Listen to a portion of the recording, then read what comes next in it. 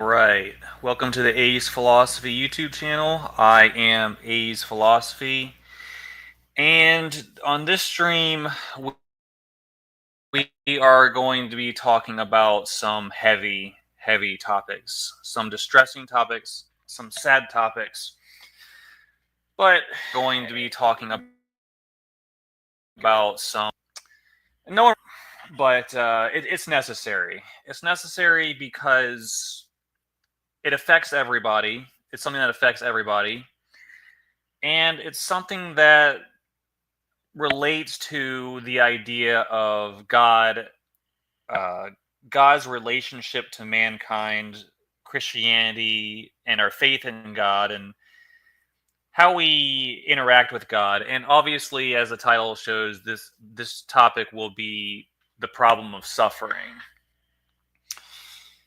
And the reason this is important, I think, at this particular time, in light of recent events, and I'll get into that in a minute, but not just because of recent events, is that, first of all, suffering is as we see in this world, universal. It is something that at various points in everyone's life we will experience suffering. Now, some people will experience more suffering than others, but I think it's safe to say that as we go through life, at some point, almost everybody, or probably, yes, everybody, will experience a great deal of suffering. And especially as people get towards the end of their lives, we start having health problems, um, and then we die.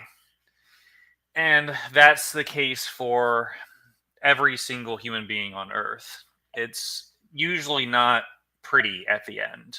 And actually, the Buddha himself, a large part of his philosophy was that life is suffering. It's inherently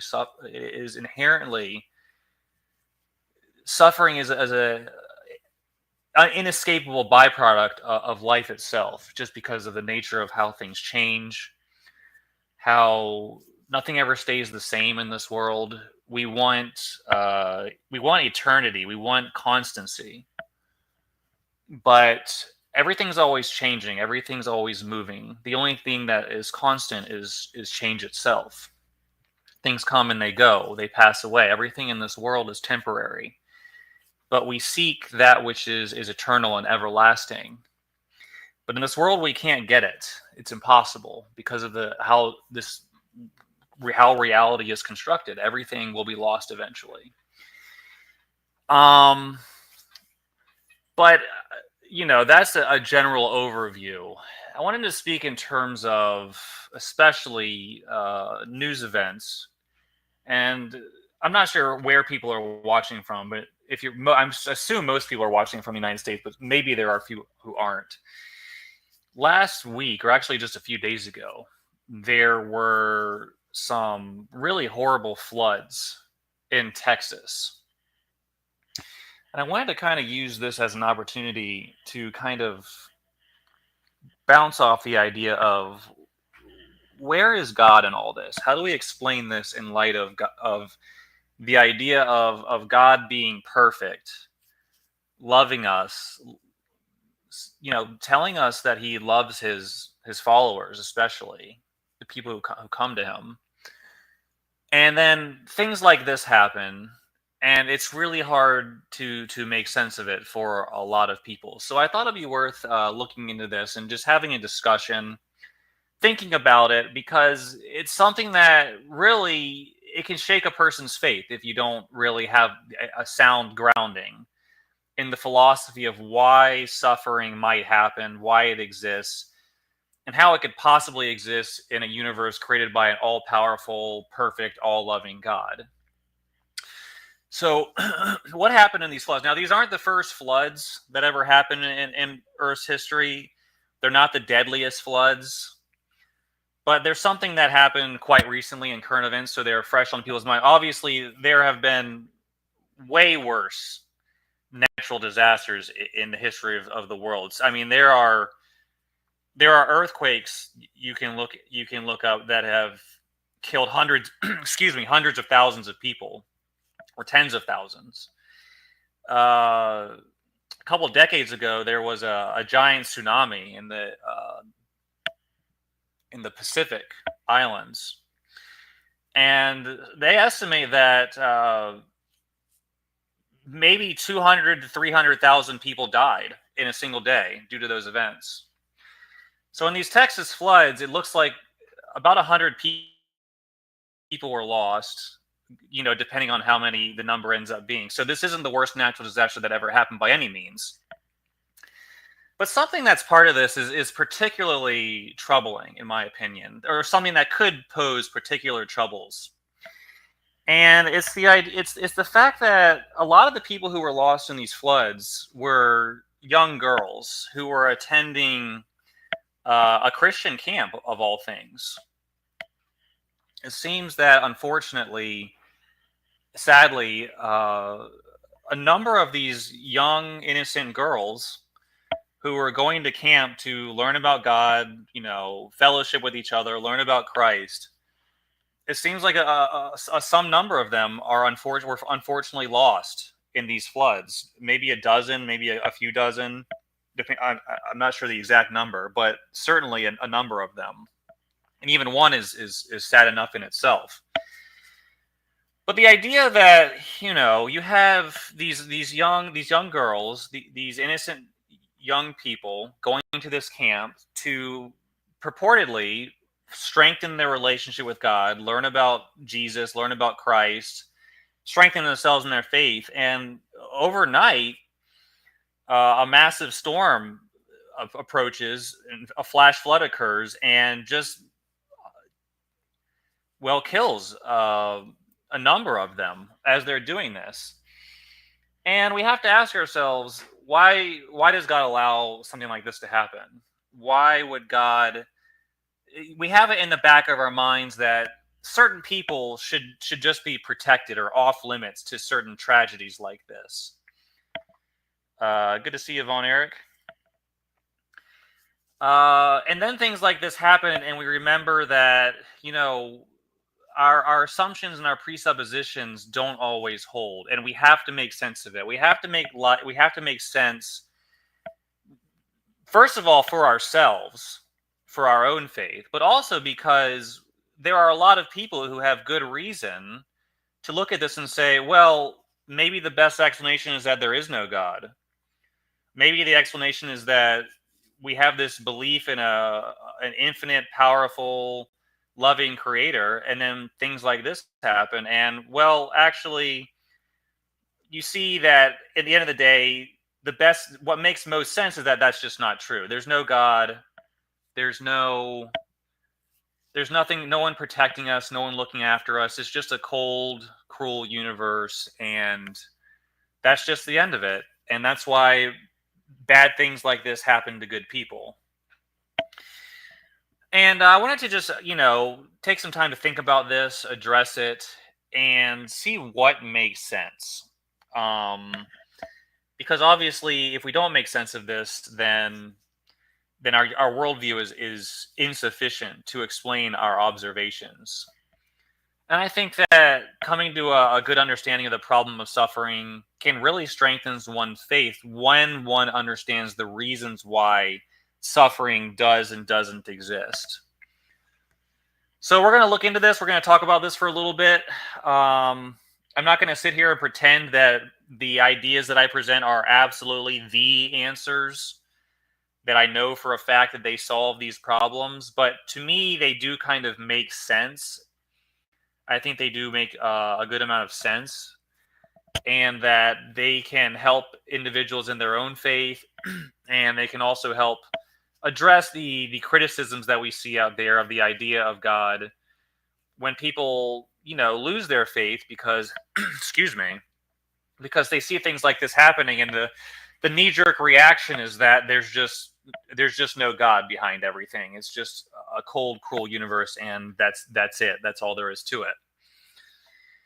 So we'll talk about this for just a little bit, and I don't know if some people want to put some ideas and criticisms in the chat. If we do that, unfortunately, there won't be an open panel just because I'm so crunched for time.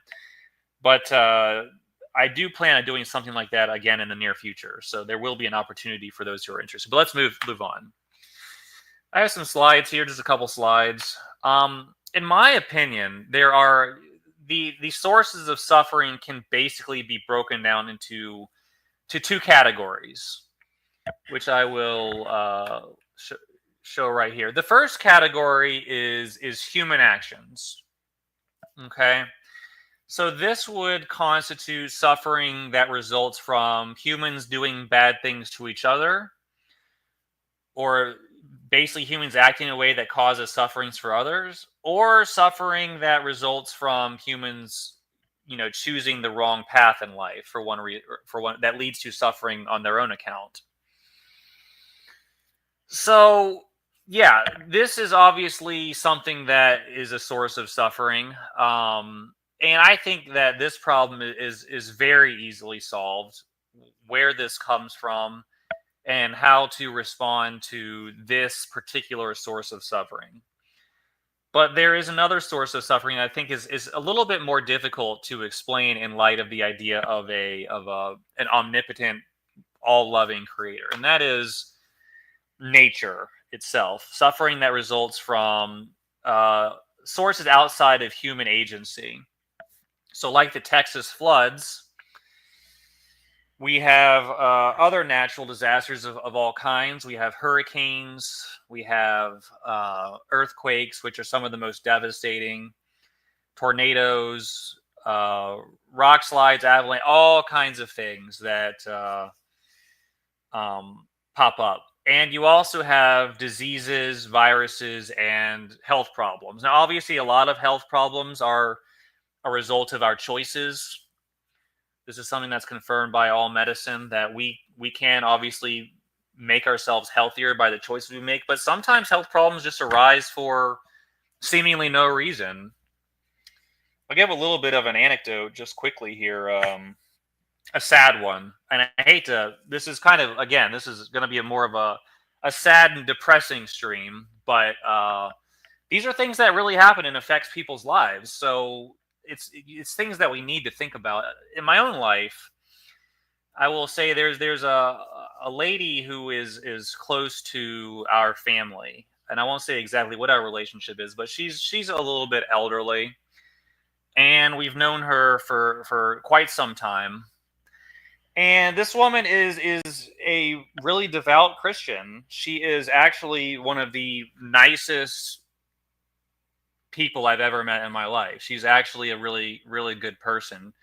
I think I already mentioned she's a little more elderly, getting up there, retirement age and all like that. But she's the kind of person who you really do get the sense that she is just inherently good. I kind of think to myself, like, I wish I could just be half as good as that person, because I definitely have a lot of personality flaws. I have anger issues. I'm kind of cynical, things like that. But the one I'm talking about is one of the kinds of people who just is nice to everybody.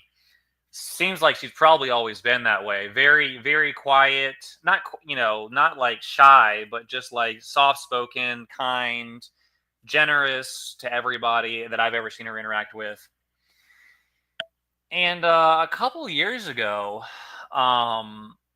she started having these pains in her legs, and it started off just kind of like numbness and things like that, like just kind of minor like numbness, not sure what's going on. But just to make a long story short, over time, this kind of initially what seemed to be not a very big problem developed into something that was extremely serious. And it evolved into, or developed into, something that was very, very painful for her, and was a chronic painful condition. And basically, it developed into a symptom where she has extreme sharp pains in her legs whenever she tries to walk. And it's like she describes it as like being shocked or something, or being burned whenever she moves her legs. And I think it has something to do with her nervous system. But the doctors couldn't really explain it at first. They really can't to this day explain exactly what's going on. But it appears to be something going on with her nervous system and her nerves and her legs. And this problem basically resulted in her being in constant pain and agony. And to this day, now she's wheelchair bound, where she used to be quite active. And, for someone her age, or anyone's age, really, she was very active, liked to walk, go on a walk. And she's honestly been totally incapacitated by this problem she has. And it really has devastated her. And as I already said, something I know about this woman is that she is a really, really devout Christian. And she always talked about her love of God and Jesus. And I witnessed her just downgrade day after day personally. So this is something I've seen in my own life. This happened to this woman. And it's also something that shakes me a little bit, because you have this woman who, by my observations, is just kind of exactly the kind of person that God would want to be on this earth. Someone who loves God, wants to serve God, loves Jesus, and out of nowhere, this really awful, painful, persistent pain just totally overtakes her and ruins her life. And she's still alive to this day, but she doesn't have much of a life because she really can't move around and she's in constant pain. And it makes me wonder, like, how do things like this happen, where you have this woman who's a very good person by my observations, and then you have all these extremely evil people all over the world who seem to kind of get away with it. You look at these maniacs, these genocidal maniacs all over the world who run entire countries into the ground, and they live to the end of their lives without any serious health concerns. But this nice little lady who, has basically been a good servant of God her whole life, all of a sudden gets this really serious and uncurable pain and disease, or whatever it is that's affecting her. So it really causes people to question things about how does this make sense? Why do these good people have these really random serious problems?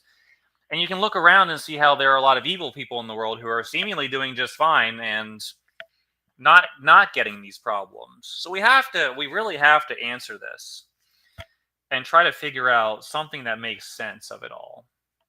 Well, all right. So let's continue here. Anyways, yeah. So I'm sorry this might be depressing to a lot of people, but this is the reality we live in, and in my opinion, avoiding reality really doesn't help us. Because eventually it's going to catch up to us all, and it's going to either create problems for our faith, or it's going to create problems in our life, and we're not going to be ready for it psychologically. So I do think that these are things that people need to take time to think about. Let's see if I can get this working. So human actions, I think that free will solves this. The human actions that cause suffering, really, free will, the idea of free will really solves this problem perfectly. I don't think I really need to go into this too much, because I think it's just self-explanatory. Except to say this: there are theistic models that are deterministic in their essence, namely Calvinism, but not only Calvinism. It's the idea that essentially everything that's happening is a result of God's ordainment. God has ordained that it has happened. And that would include, obviously, decisions that people make, because if God ordains everything that happens in history, that means God has to ordain what people choose to do. That means God determined essentially that is what would happen. The person would make that decision. And the reason these models are problematic is because you lose this solution to why suffering makes sense when it is caused by human activities. So by my analysis, what has happened is that God has created us with free will. Okay. And God has determined, for whatever reason, that humans having free will is superior or more desirable to God than humans not having free will. But for humans to actually have free will, that means we have to be able to choose to act in a way that negatively affect others. And the way this works is each person has his or her own autonomous will within their being. So this would be, I don't know, located within the mind or the soul or whatever you call it. You have control over your body and your actions and your words. Now, you can choose to manipulate your body, your words in such a way that cause suffering to others. If you couldn't do that, then you really don't have control over yourself and you really don't have free will. So, for God to give us free will necessitates, now I say true free will, which is the ability to choose from all the range of possible options in a given moment. For God to actually give us true free will, that would necessitate that humans have the ability to choose to do that which is evil, that which results in suffering to other people. Okay, so this is the reality which God has constructed, a reality in which the creatures have true autonomy and free will. And that is why humans can do things that are against the will of God, and that are things that, to our observation, cause problems in the grand scheme of things. I think that this solution is necessary, and I really have a problem with deterministic models especially when they're theistic, because the deterministic models basically result in a situation where God is causing evil. You have to make the argument that if humans don't ultimately have free will, true free will, and by that I mean free will that can choose from all the range of options from good to bad in a moment in time, then you have a God who is directly, at the end of the day, you have a God who is directly responsible for evil being done. You have God determining that evil happens, which is a very serious problem. In the free will model, God creates humans, tells them to do what is good, but because they actually do have free will, they may not do that. In the deterministic models, you have a situation where God is actually doing the determining that evil shall happen. So you have to say that if someone gets murdered or any bad thing happens, that God determined that would happen. But why would God determine that something like that would happen? Why wouldn't God just determine that everyone did the right thing in all situations? Having a God that determines that evil be done, for me, presents serious difficulties for the idea of God's justice and goodness. Whereas God giving people free will makes God not responsible for the evil that is being done in this world. So I think free will is the most reasonable solution to, and to have free will, you actually have to, I don't know if you'd call it violate the laws of physics, but you have to have creatures whose decisions can alter the course of history, the course of how the universe progresses. So this leads to a breakdown in the mechanistic model of how the universe progresses, which is what materialism suggests. The materialism suggests that humans, just like inanimate objects, are totally constrained by the laws of physics. There's really nothing we can do to change anything in the course of history. When we make decisions, the decisions themselves are merely illusions. They don't actually have any power in and of themselves to change the motion of the particles in our body. So in materialism, free will, and really I think a lot of atheism breaks down into materialism very quickly, but there are those who argue it doesn't. And in any case, many atheists are materialistic in their thinking. And free will is impossible in a world where everything is determined mechanistically by the laws of nature.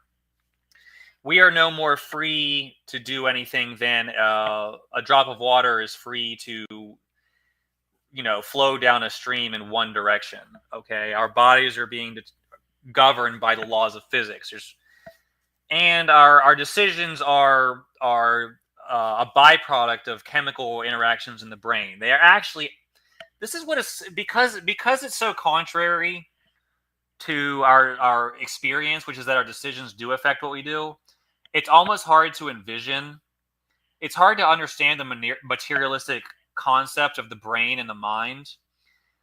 But you really have to think about the mind as having no power to do anything whatsoever, including manipulate the actions of your body. So the particles in our brain, our entire body, are every bit as controlled and determined as a rock falling down a hill. But it seems like we're making decisions. Okay, it seems like it. But that's the key. It's merely an illusion. Our decisions really, in the materialistic model, don't have any power to change anything. They're just things that we experience that seem to correspond to what's happening with our body, but it's all an illusion. There's really no power to the decision itself. And I think that's extremely problematic too, because at a bare face value level, it does seem, and I use the word seem, like our decisions are determining what happens with what we do. So we make a decision and then that's what happens. But according to the materialistic model, the reductionist, physicalist, however you want to term it, they really can't make that case. The people who believe that everything is just matter and energy and motions, our decisions, our thoughts really can't influence what we do at a real substantial level. Anyways, that's a little bit of a detour. But anyways, theistic determinism really fails to, in my estimation, account for the existence of suffering as it relates to human actions. Now, natural events is much more difficult, but at the same time, it's not outside the scope of philosophy. That's not outside the bounds of reason to see how God could be all powerful and all loving. At the same time, there be natural disasters that kill innocent people. So let's think about this and how this might be the case. So we live in a universe that is governed by the laws of God or the laws of nature. Okay, and I guess I would have to have one exception to that, and that is where free will comes into play. So this is what separates living things from what you would term inanimate objects, is that we have the capacity to alter our course of travel through the universe, whereas the inanimate objects don't. This is one of the things that distinguishes life from non-life. But anyways, aside from that, when you get to things outside of living beings like humans, you have everything being governed by the laws of nature. That would include, the natural particles, the natural elements on the Earth. So you have everything being governed by like thermodynamics. Thermodynamics is a lot of what governs the weather systems in the world. You have heat fronts, cold fronts. Everything's going to and fro. You have the tides being controlled by gravity and water systems and currents and things like that. So everything in the natural world can be explained in a very mechanistic manner. So we can see how suffering would result from the interplay of human free will, human existence in general, and the idea that basically everything is being determined to happen a specific way by the laws of nature. Okay, so let's see how this. Let's just give an example of how this plays out. Let's say there's a giant rock tumbling down a hill. Now, we're talking about suffering here. So we have a couple scenarios. Let's see, people see the rock rolling down the hill. It's bigger than a house. So let's just say it's a huge rock coming down a hill. We can use our free will to go wherever we want. So we can go outside of the path of the rock, or we can go within the path of the rock. Okay. Well, if we're going the path of the rock, it's going to crush us and kill us, and that's not going to be a good thing. So you'd ask yourself, well, why? Why would anyone do that? Well, you probably wouldn't do it intentionally. Let's say you were inside your house and you didn't know the rock was coming. Okay, you used your free will to go inside the house, and the giant rock came and crushed everything. So what is God supposed to do? Is God supposed, every time that the laws of physics create a situation where people are in the way of a natural event, is God supposed to reach out of heaven and um yeah, exactly. Rocks in the shoe are extremely annoying, and I get them all the time. A lot of people do. What I'm trying to say here is there are going to be situations in a universe where the laws of physics and human existence are going to collide eventually. So at this point, God has a choice. Do I intervene every single time this happens, or do I let things play out? Well, clearly, in I would personally say every single case, God lets things play out. Otherwise, you lose the immutability of God and God's nature. And why is that? Well, the laws of physics are a manifestation of the nature of God.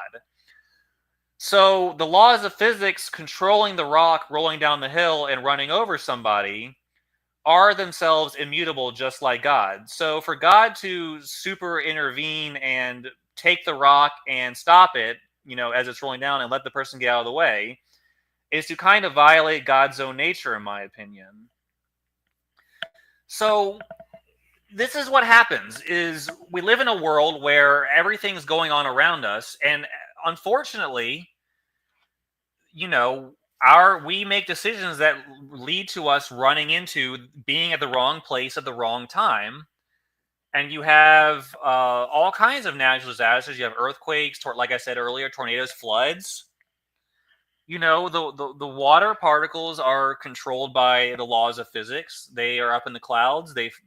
That's thermodynamics. They fall down, gravity, and all that, and they fall down a lot sometimes into one place, and they cause a flood. Okay, well, there's people there. Can God intervene every single time that the laws of physics result in this happening? Uh, and when would God do that? Just when it's, Christians in the way? What about, Hindus? What about atheists? Does God just kind of let them get wiped out and just protect the Christians every time? Well, as we saw in Texas, and I really hate to say it this way, that clearly that's not what happens. Like, if God just protects one class of people because he likes them a whole bunch, that's kind of making God unjust. Even though, Christians or anyone who thinks that they're on the right side of, being in a relationship with God, if God just protects you from these things happening in the universe, then how is that fair to all the other people in the world, where God's just like, I don't like them as much. I'm just going to let them suffer suffer while I kind of intervene here and there for the people I like, or the people who are, to me, that violates God's justice. So that's what I say right here, I believe. Yeah. So God not altering the laws of physics shows God, actually, at the end of the day, shows God's justice. So let's go back to the Texas floods and those. It's really sad to talk about this, but this is simply what happened. These Christian girls, these young Christian girls, many of them probably just children, who were lost during this flood. I think a lot of people, and I've actually read some of the family members posting things on social media because they've been in the news and things like that. And a lot of them, obviously they're sending their girls to a Christian camp. They themselves are devout Christians. And I have seen them grappling with this question, as you imagine they might. Here they are trying to raise their daughters the right way, sending them to a camp where they're going to learn to serve God, love God, and things like that. And all of a sudden they die in this really horrible, tragic way. And, it's it's not just painful that you lost someone you love, but you lost someone you love in doing something that you thought God would show you favor for. So I think these people are going through something really, really difficult. But and we have to, and like I said before, we have to kind of make sense of this. Why would? And I think to me, this is just kind of what makes sense, even though at a purely observational level, it hurts and it kind of doesn't make sense. It's not what we'd like, put it that way, but it makes sense. Is that, unfortunately, really at the end of the day, and this is almost difficult to say, God not, intervening in specific cases that are especially tragic, to me actually does kind of show God's absolute justice, assuming God exists at all, which is that, you have all these floods on other sides of the world where way more people are getting killed in floods. But you have, people who are Christians saying, well, we're Christians, we deserve special treatment. Well, if that's the case, I mean, is that really a just God who only saves, the people he likes more than the others? I don't know. I'm just trying to say that, to me, the idea, these two ideas go together. There you have God's laws, which include the laws of nature, and God's not going to show special exceptions to anybody, and I think that actually shows God's justice. Me personally, I think about it myself. What if I had been in that flood? I mean, I would. The thing is, I know at the end of the day, I don't deserve special treatment over anybody else. I'm just another human being. Okay. I mean, I would like to be saved, but at the same time, like, I personally, why should God save me above anyone else? Is kind of how I think about it. Why should God suspend the laws of physics and save me and let everyone else kind of perish in these ways? So I think about it in terms of myself. And that's why, like, honestly, I do personally live every day thinking that, life is a gift and today can be my last day, because I really don't think that I'm being protected in any way that is special compared to anyone else. I really think that tomorrow something horrible can happen to me. I could be gone. So I live that way. I mean, I believe in God. I try to serve God. Sometimes I fail, but sometimes I succeed, but whatever. But at the end of the day, my firm belief is that I'm not in any sort of special protection.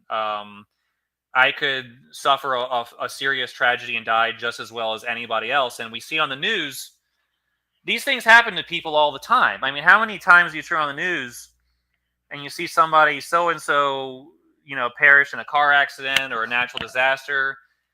All those people are just like us. They all think that they are entitled to, more time on this earth. I doubt any single one of them woke up that morning and thought it'd be their last day on earth. And that's true for everybody. Any day could be our last, and we need to understand that. To me, I think it's not helpful to think of ourselves as being protected in some way. I really do think that we're all here. We need to make the best decisions that lead to the best possible outcome in terms of likelihood. But ultimately, nothing is guaranteed. The fact that I will survive until the end of tomorrow is not guaranteed, in my opinion, at all. And I think actually that this understanding has helped me a lot personally. I have really thought, I mean, not in a morbid, depressing way, but I have come to terms with my own mortality.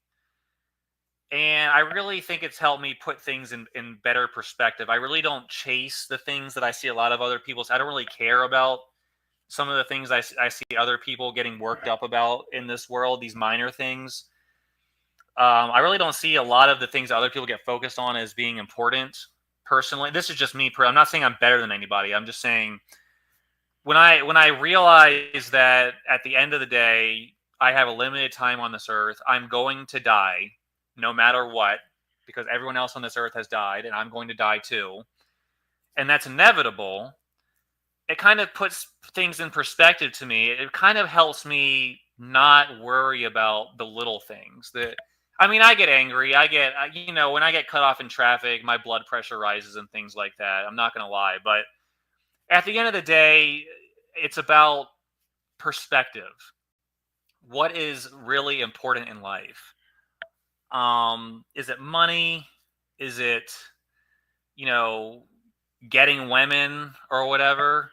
I mean, these things are cool and all, but at the end of the day, none of it's going to last. I'm going to die at the end of it, and what am I going to have to show for it all?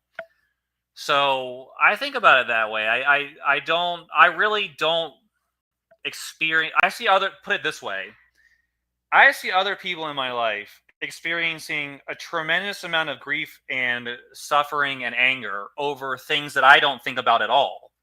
That are things that are very minor, things that cause them to have all kinds of problems and psychological distress. But the same issue for me is like, what's the big deal? Like, why is this person so fixated on this or that? Because this life is too short to get worked up about these stupid little things. And it's not going to matter. A lot of it's not going to matter. And the only thing that matters is eternity in the end. A lot of things in this world are just not worth caring about. Really, there's nothing in this world that's going to last. So putting our hopes and faith in the things of this world, really, it's a dead end, in my opinion.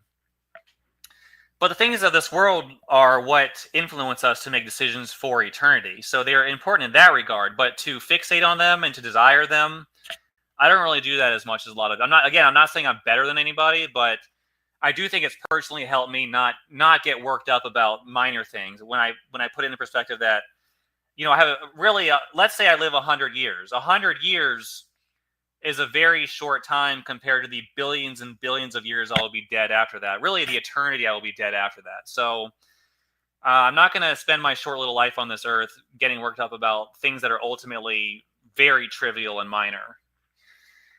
All right, let's try to finish this. And something I was thinking is that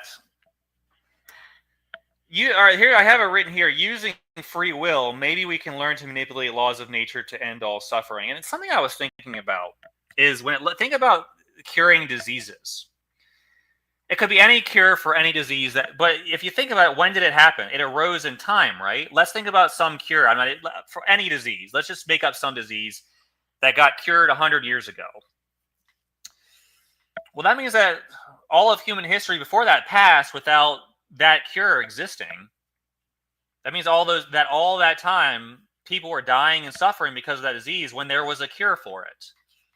We need to first recognize that God allowed that to happen. God theoretically knows what the cure is, but just didn't give it to us to ameliorate this suffering. Okay? So that's the first thing. But the cure exists because we found it.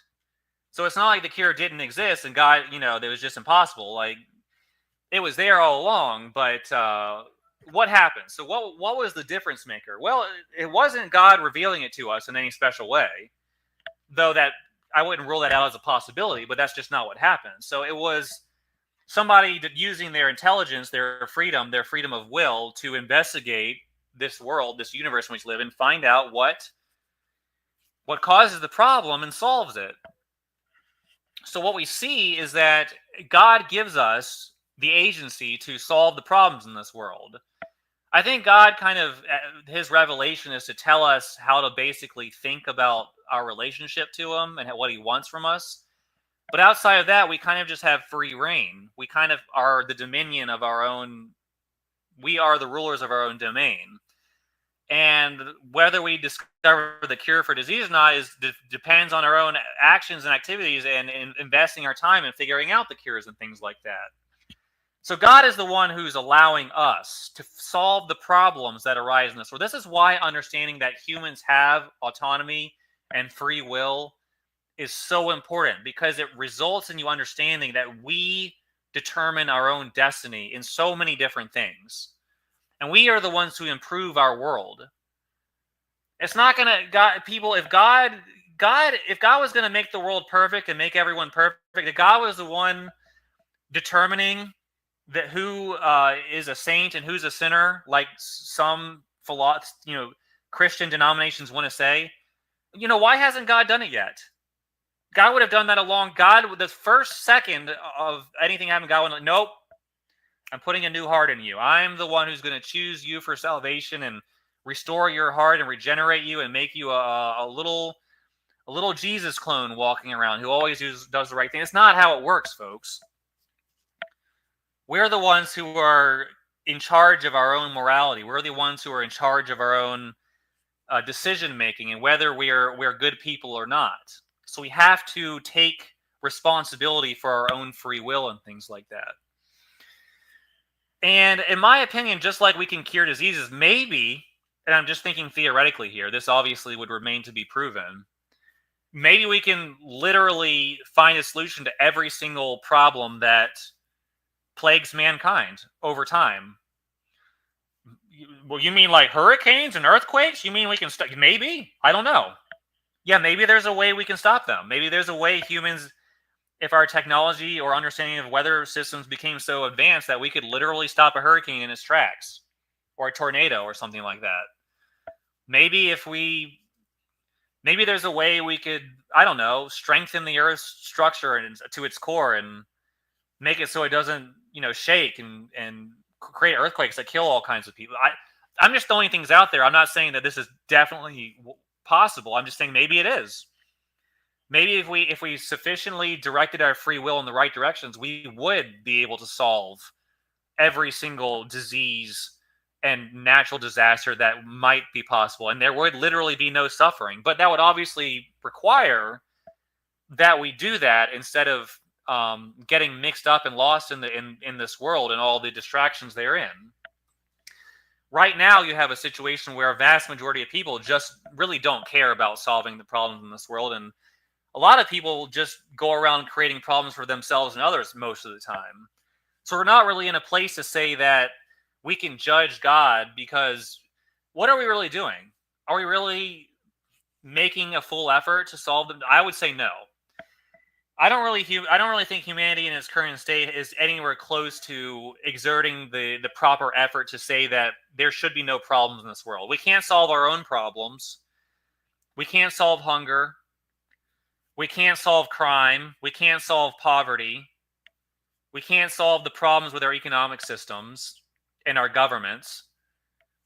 And if we can't do that, how on earth are we going to solve the problems of taming the very forces of nature itself and trying to stop hurricanes and natural disasters and things like that, and getting rid of all the viruses in this world? See, this is why Jesus taught us so important. I really think Jesus gave us the principle upon which to build that future, which is to basically act righteously at all times, and all things will be added to us. Most people don't do that, though. They're out for themselves. They're emotionally invested in pursuits that are, not going to ultimately help mankind. They're trying to get laid. They're trying to do drugs. They're just trying to entertain themselves in general. And if we're doing that, we're spending our lives doing that, can we really blame God that there are problems in this world? I don't think so. Because we're not showing that we've exerted the proper effort to say, well, God, we've done everything we can, and everything's still haywire, and everything's still chaos. What's going on? We really haven't held up our end of the bargain to this point, not even close. Now, we've done better at times in some places than others, but ultimately, no matter where you're looking in this world, there's a whole lot of problems, and that's because humans, people, I think, act in ways that cause those problems. So this is something I try to do on this channel: get people to think about free will and how they use it, and whether it's to the benefit of themselves and others. No matter what we do, we're going to die at the end, but if you are saved, you're going to be resurrected to life eternally. Well, that's certainly a nice thought. If you are saved, you're going to be resurrected to live eternally. Yeah, it's a comforting idea. All right, so let's see here. I hope that this has given people something to think about. I'm not really seeing a lot of interaction. I'm done with my presentation. I've kind of provided my thoughts. I I don't know. I think if people wanted to poke holes in the ideas that I presented today, they probably could, here or there. But I just wanted to, for some people who might be thinking about this, I just wanted to put some ideas out there that maybe might help you. If anyone has any questions, and by the way, I only have about 10 to 15 minutes left to interact if people want to do that. But if people want to pose questions about some completely unrelated topic or this topic, I'd be willing to entertain those at this time. We can't have an open panel just because 10 to 15 minutes isn't really enough time to get into anything meaningful. But I might be able to answer a question or two if anyone has one. If no one has a question, I'll just shut down the stream. But it could be about really any topic. It could be about like what my favorite flavor of ice cream is, if you wanted. I'm not that sure why anyone would want to know that, but really, like, try to restrict it to things that actually are relevant to the discussion, like theology or philosophy and things like that. I don't really care to answer meaningless questions, but if you wanted to ask them, you're free to do so. If anyone wants to ask those kinds of questions, it could be about soteriology, Christology, Bible, Trinity, anything, any just parting questions about really any topic whatsoever. It doesn't have to be about suffering. Although, if you do have a question about suffering and God and the problem of suffering, that as it relates to what I presented here tonight, then you're free to do that as well. Two main sources of suffering: human actions. You have nature, are the two main sources of suffering. Just to review, human actions, free will, I think, is necessary to solve the problem. Theistic determinism, like Calvinism, leads to philosophical and theological problems. God determining evil just doesn't seem to make a whole lot of sense to me. Natural events, okay, you have God's laws of nature. They govern the elements of this earth. Should God intervene just to protect special groups of people? If God does that, is God just? If God protects the, as sad it is to say, like, let's take for example the young Christian girls at this camp in Texas. Is that fair? But God lets flooding kill people in India and South America and wherever else. Like, is that really a just God if God suspends the laws of physics just for certain groups of people? I don't think so. I think that if God exists, then God not intervening in specific cases is actually a sign that God is perfectly just, as painful as it is. And why suffering to begin with? Well, I've always said I have yet to have anyone demonstrate to me conclusively that there is no purpose to suffering, that it's just a purely bad thing.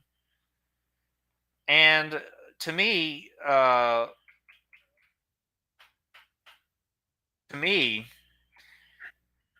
I know exactly 100% with certainty why God created the universe with suffering? No. But I trust that God knows. I trust that there is ultimately a benefit to suffering, all the suffering we see.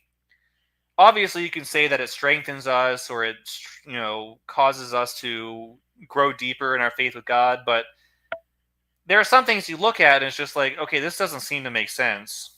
Why does this particular instance of suffering make sense? How does this strengthen us? If a young kid gets cancer and dies, how does that strengthen anyone or make anyone, And it's hard to say, but at the same time, it's also impossible to say that there's no benefit to that in the ultimate sense of things. In this earth, in this temporal existence, okay, it seems pretty harsh and severe. But God sees way beyond what we see. God sees the eternal and the infinite. And God has all the facts and all the relevant data. We don't. And part of me just says, I trust that at the end of the day, for whatever reason, there is an ultimate benefit for suffering. And you can't say that just because they're suffering, God doesn't love us, because how do we know the suffering doesn't have a good reason behind it? We may not know the reason, But you can't say there is definitely no reason. So I know that's not satisfying to a lot of people, but that's where I am. Satan is the reason for suffering.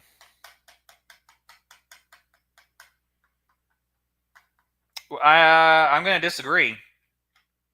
First of all, I'm not sure Satan is a real being that exists, okay? Um, but even if Satan is a real being, Satan didn't create the laws of physics. Did Satan create viruses and mosquitoes and deadly snakes and things like that? No. God created those things. So why did God create those things? I don't know. But God must have had a reason. And those things create suffering. Parasites, again, natural disasters, floods, earthquakes. Satan doesn't go around causing earthquakes, okay? That's just superstition, all right? It's caused by the laws of physics interacting with the elements of the earth. That's all it is. And the laws of physics were determined by God. So I'm not going to sit here and blame Satan for all the suffering in the world, or even a small part of it, really. When Satan deceived Eve, that's how death entered this world. Well, again, God created the system whereby if Eve ate the apple, then all of these terrible things would result. Okay, Satan didn't do that. God could have created the universe so that if Eve ate the apple, it just would have gone on as normal. Okay, so it's ultimately it all goes back to God and God's design. You can't just scapegoat Satan. Satan brings fire from heaven. Go read Job. Again, we're taking Job very literally, when that's maybe not necessarily the case or appropriate. I'm not. Yeah, Syrup, this is probably Paul's thoughts. Well, Syrup has admitted that he's influenced by Paul, but he's not the only Christian like that. Hey, agnostic heathen. Good to see you. Hope you're doing well. Yeah, I mean, Satan is the reason for suffering. I'm not buying it. I'm just not buying it. Somehow God, you have to say God created a universe where suffering is possible. So ultimately, God allowed Satan to bring fire from heaven in Job.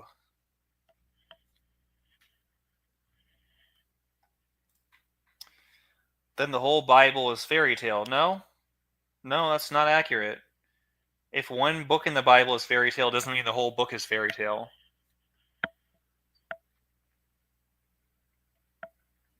To me, Job strikes me as not. So when I read Job, there are certain things that stick out to me. First of all, that none of the characters is part of the overarching narrative of the Jewish people. So where did this story come from? It seems to be just kind of a standalone narrative.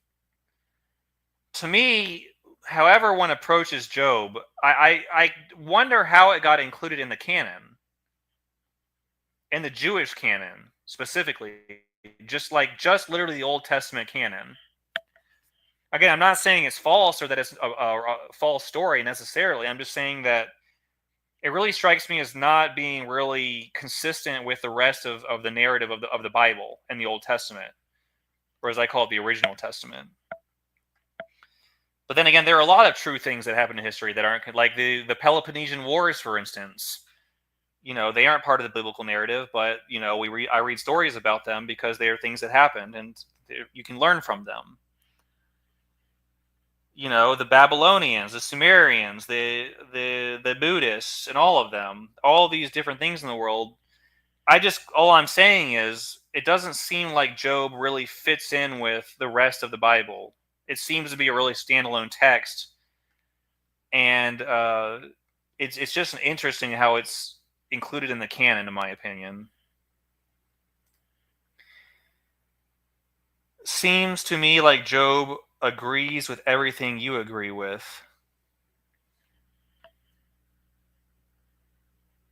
I mean, there are aspects of Job. To me, Job really, to me, it's a narrative about remaining faithful to God in the overall what the Job is trying to teach people. What the story of Job is trying to teach people is that it's actually exactly what I'm talking about here. That no matter where you are in life, you could be on the top of you could be king of the world, or you could be in the gutter. Eventually, suffering is going to strike you.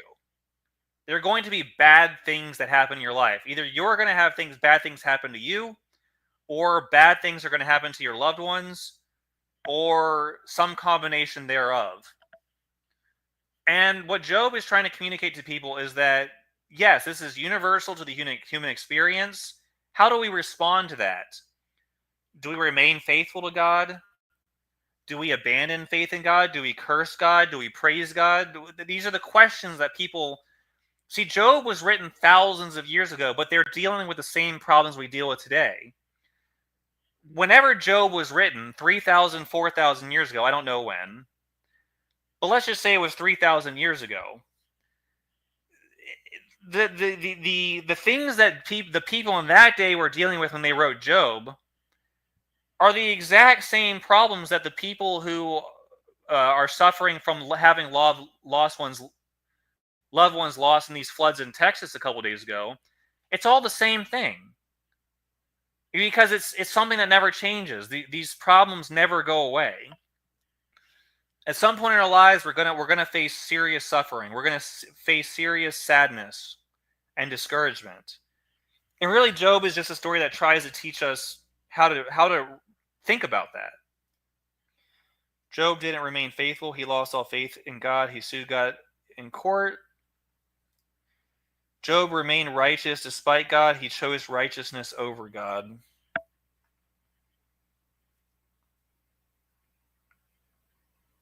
Huh. I guess that's certainly an interesting take. I don't see how you're wrong.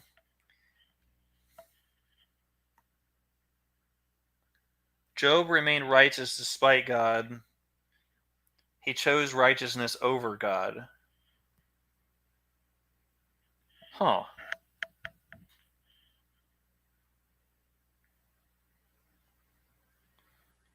I don't know if I would frame it exactly like that, although you might not be wrong.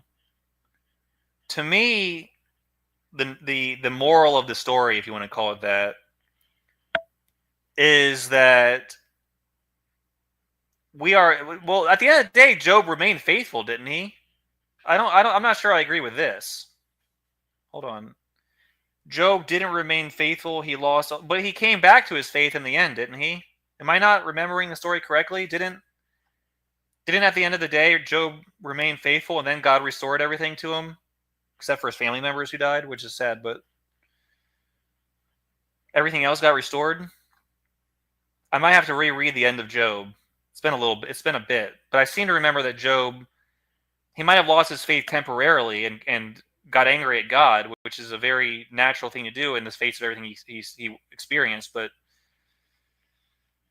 I think he at the end, yes, Job acquitted God of all charges, if that remains faithful, I guess.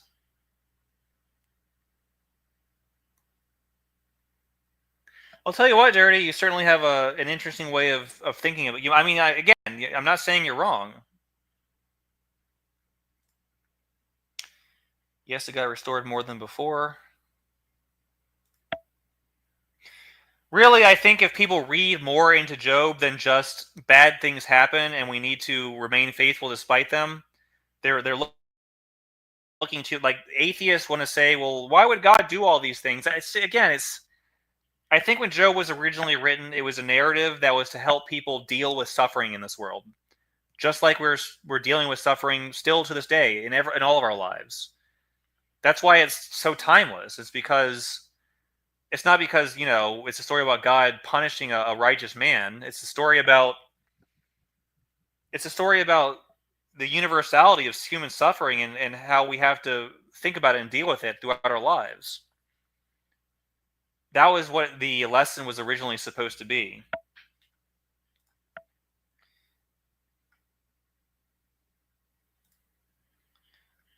Wives replace wife, twins replace. Yeah, the only problem I have with this is that, I mean, for those original people, they're still dead, you know? So yeah, Job got new wives and new kids, but think about the original kids. They're dead.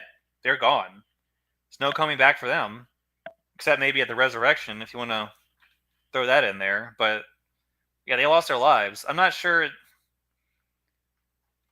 not sure it all works out for everybody. All right. Anyways, all right. I'm gonna have to shut things down. Dirty Varmint had some interesting thoughts about Job. I'm gonna have to think about them. Hey, that's good. It's good to think about things and not just be certain about everything. I'm not saying Dirty Varmint's wrong. Job's friends sinned because they assumed God was a moral arbiter. Job almost sinned because he thought God should be.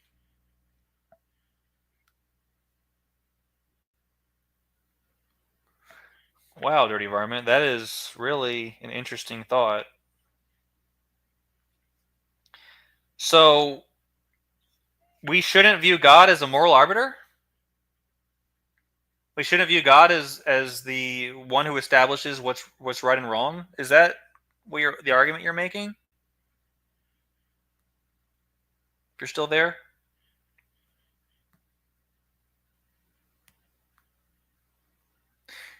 Let's put it this way: if you're available for one of my open panels, whenever that might happen, feel free to come and present your thoughts on Job and the lessons it's interesting. Again, I really appreciate independent thinkers. I may not agree with them, but whenever someone presents an idea that I've never considered, I appreciate it. Moral arbiter on this earth, as in actively punishing and giving rewards on this earth. Okay. All right, I'm intrigued. Like I said, unfortunately, I have to shut down the stream, but feel free to develop your thoughts in a future stream. I think it's an interesting take for sure. All right. Anyways, thank you all. I hope this kind of helps you think. I know it's sad, it's depressing, it's not something anyone thinks about, but again, avoiding depressing topics doesn't help you actually avoid them happening in your own life. We're all going to have to deal with these things at some point or another, if we haven't already, and if we aren't already right now. So these are things that we need to consider as we walk in faith and consider the reality of God and God's relationship to creation. So, all right, thank you all. God bless. Until next time, thank you.